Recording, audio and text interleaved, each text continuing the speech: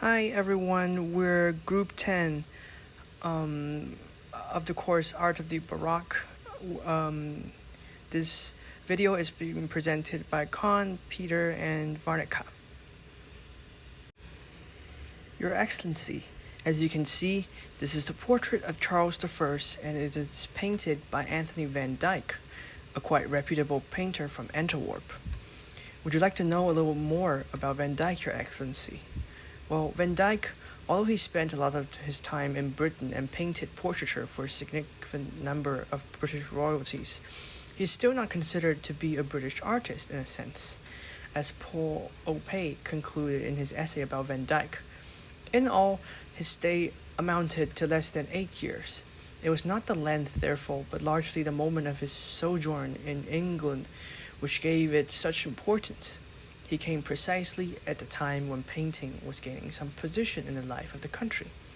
Antwerp always is his place of origins, although Anthony van Dyck cherishes this strange yet bonding relationship with the British at hand. Let's move on to the painting portraiture itself. The painting was drawn in a very commanding manner, featuring two living beings for observation, King Charles I and his horse. The portraiture seeks to present the king in a very serious manner, as his view do not engage directly with us, who is admiring the work. His apparels are dressed in black, as the color dye is quite hard to find in our period, signaling his wealth and power. Riding the steed, the image empowers him as a strong military commander. Mr. Gustav Gluck wrote, "Scarcely a year after his arrival, Charles I must have expressed a wish to be painted a general in armor with his commander's baton and mounted." The horse is also an appealing and interesting subject, its muscles and its hair indicating it is a well-preserved and looked-after horse. Charles I, the painting, follows the same vein as his master, Peter Paul Rubens, the great Flemish painter. As Rubens liked to focus on women, Van Dyck chose horse as his primary curiosity in his painting. Mr. Gustav Gluck observes that he had fully mastered the representation of a horse's body is also shown later by the horse and rider in the Crucifixion in St. Michael's Church at Ghent, and the almost similar motif in the study for the martyrdom of St. George in the Library of Christ Church, Oxford, both of his second Antwerp period. The significance of this portraiture is absolute, as the great Francis Gage reminded us the importance of collecting art. Art not only nourishes the mind, it also heals the body. Gathering such a piece in your portraiture collection could be detrimental, improving your taste if you seek to impress anyone in your diplomatic missions.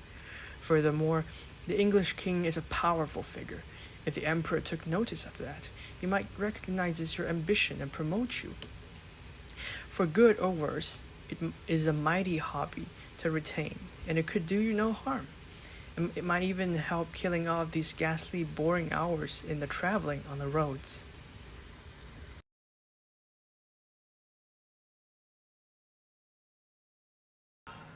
This portrait painting that we see over here is Las Meninas by Diego Velluenza. It was made in 1656. The medium is oil on canvas and it's a life-size painting. Its dimensions are 318 centimeters by 276 centimeters. It is currently located in the Museo Nacional de Prado in Madrid, Spain. This is a courtroom scene where daughter of King Philip IV, Infanta Margarita, is the central element. There is a reflection of King and his wife, Marina of Austria, depicted in the mirror.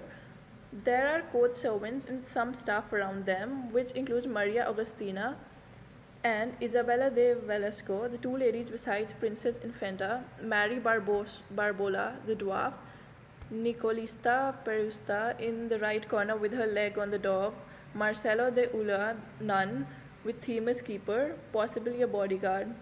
Jose Nito Velluenza is in the doorway. The painting is a puzzle for the mind by the way the artist plays with perspective.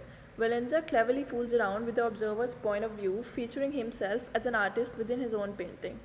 It is divided into two halves with all the figures in the bottom half which is well lit and bright, and the top part shows the vastness of the courtroom with all the walls and paintings darkened. This creates an overall harmony due to the emphasis given to the important elements. The reflection of the king and the queen in the mirror represents dimensionality and puts the viewer in the same position as the king and the queen. Due to the large number of elements and figures in the composition, it can be hard to fully interpret the meaning of certain things. One such thing is how the canvas and self portrait makes us wonder if the artist is painting this last Menenius, or is he painting the king and the queen since he's facing them, or is he painting something else? Mysterious things like this, where we are not certain about it, leaves it open for the interpretation of the viewer, which draws the viewer's curiosity. What I miss in this and in more historically minded recent approaches to Las Meninas is the necessary engagement with the whole painting, the sense that every part of it matters. This work has so many varied things going on and different techniques have been used, which makes it feel almost like a puzzle for the viewer to solve. It ensures that a viewer engages in close looking and leaves the viewer surprised and fascinated with the craftsmanship of the artist. As viewers, we are drawn into the scene and feel invited into the courtroom, which creates a therapeutic escape for us from reality in this immersive and beautiful space. It is a mixture of reality and illusion, which gives it the depth and fascination. There is dramatic use of light and shadow, and the figures are depicted in side, full, and three-fourth proportions, with some figures directly looking at us, which draws us into the scene as if we were physically present there. Realism and detail in the fabric, expressions, and background makes it look too real, which creates an emotional response from the viewer and evokes feelings. The cross of Order of Santiago is on his breast. This was painted after his death at the order of His Majesty, and some say that His Majesty himself painted it for when Valuenza painted this picture. He had not been granted this honor by the king. He was the court painter of Philip IV. This painting shows the taste and appreciation of such artwork by the king. Representation of art and the artist is a key theme since he added a self-portrait of himself. Placing himself next to the royals as an equal by an artist happened for the first time since artists usually lacked representation. With this, he asserts his identity and accomplishments, especially with the silhouettes of the paintings in the room. The cross shows his elevated status and recognition. It is a symbol of Order of Santiago, which was a prestigious status given to someone who had a noble status. This portrays that the king liked his work and him being an important member of the royal court. Overall, this is a well-crafted piece by the artist.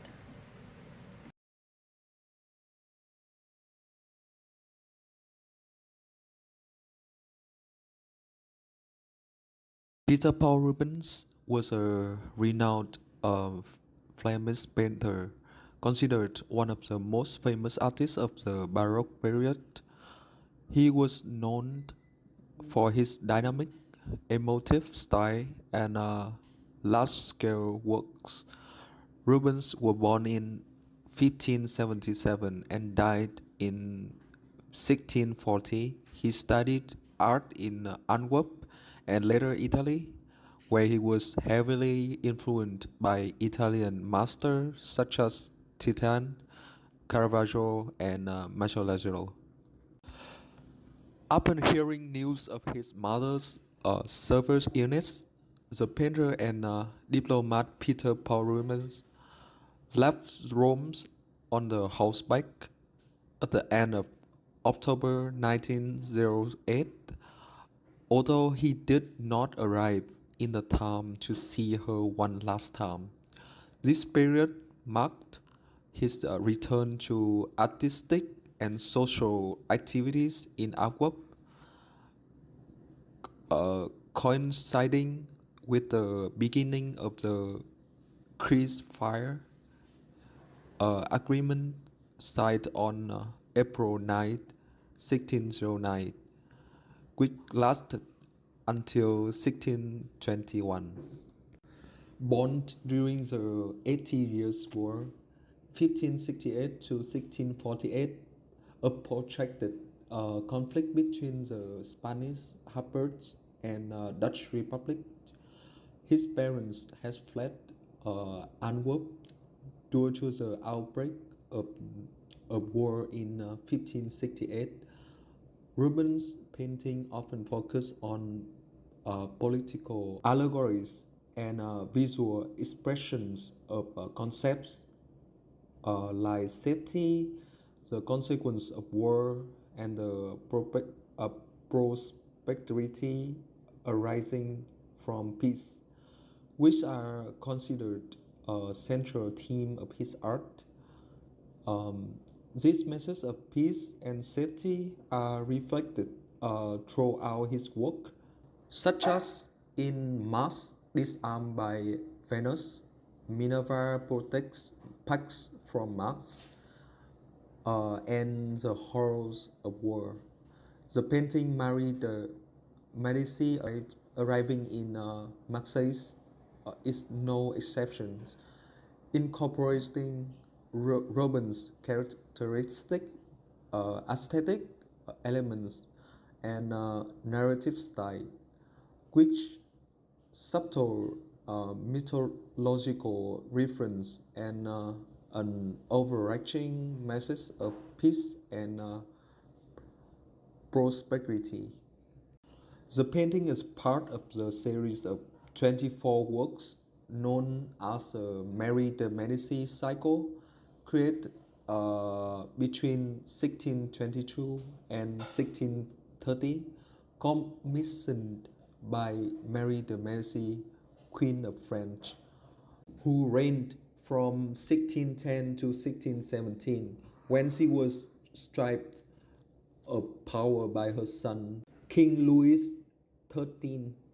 The cycle was intended to decorate the Luxembourg Palace. It was commissioned after Marie de Medici returned to Paris in 1621 following the 4-year exile in Blois. This series represented one of her final efforts to reclaim her power before being permanently exiled from France in 1630. Overall, the series was not successful campaign. The content of the series was considered inconsistent. The reasons attribute to the involvement of various figures, including Richelieu, Paris, Rubens, and Marie de Medici herself, in the final choice of subjects, as well as the delicate political situation between Marie de Medici and her son Louis XIII. The disembarkation at Marseille, the other name of the painting, as the title suggests, this painting depicts the moment that Marie de Medici arrived at the port of Marseille after marrying King Henry IV. Rubens transformed an original sense into grand and divine spectacle with mythological figures like angels, one blowing the trumpet to announce her arrival to all of French, and sea gods such as Poseidon, Trinarian, and Titans. He draws attention to the movement of zephyrs on the left and Fame on the right, who later flees to the king with the news of Mary de Medici arrived to France. While Proteus, an old man submerged in the sea at the bottom of left corner of the painting, foretells the future events in the queen's life. Additionally, the act of descending into port emphasize the future queen's importance to the peace of France. On the right side of the composition is the personification of France, wearing the helmet and cloak, decorated with the royal blue mantle and golden fleur-de-lis, welcoming the future queen along with her subjects. The joyous and picturesque scene of beautiful Marseille is vividly portrayed by Rubens, with the narrator neatly mocking the galley and tying the ropes to the ship. The figures of good fortune on the ship's stand. The figure of good fortune on the ship's stand is depicted as a protector during the dangerous voyage.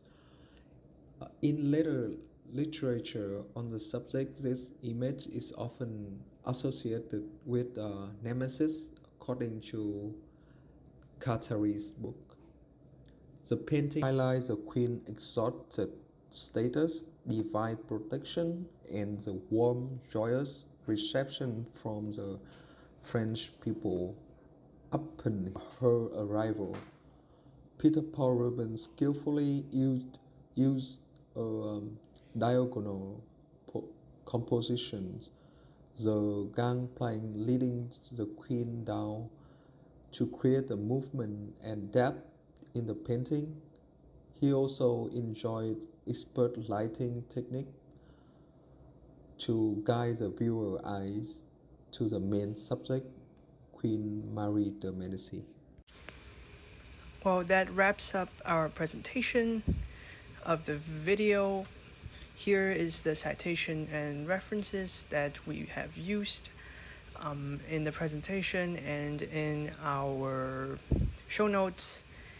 And thank you very much for listening.